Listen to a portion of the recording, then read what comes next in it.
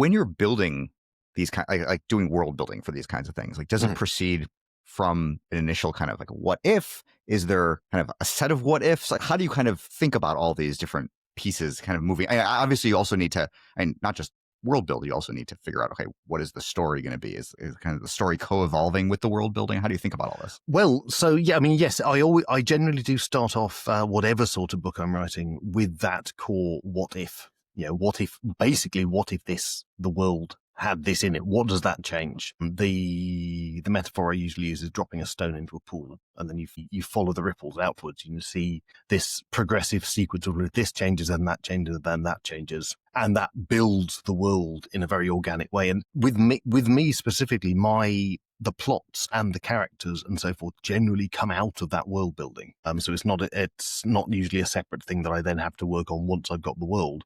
The world will suggest to me, well, where are the kind of the areas of friction that are going to generate the story, and who are the interesting characters who are going to showcase the things about the world that I want to sort of demonstrate to the readers. So for me, it absolutely all is, it's world first, and also the world is very much the seed of everything, which from a writing point of view is useful because it means if I've done my work properly, everything I'm putting down kind of fits with everything else because it's all coming from that same sort of font of inspiration. And so, and how rich is kind of the world building in the early stages of this kind of thing? Because I feel like there are some writers they're making maps, they're making like capsule histories of the world or some interstellar society or whatever it is, and then other ones are kind of, they have hints of that, but it's not as kind of rich under the hood, at least from the beginning. So what I create at the start is usually more than will find its way into the book, and there will still be details that will be fleshed out as the book goes on. But I feel the need as a writer to have this very solid foundation that I'm working on. I feel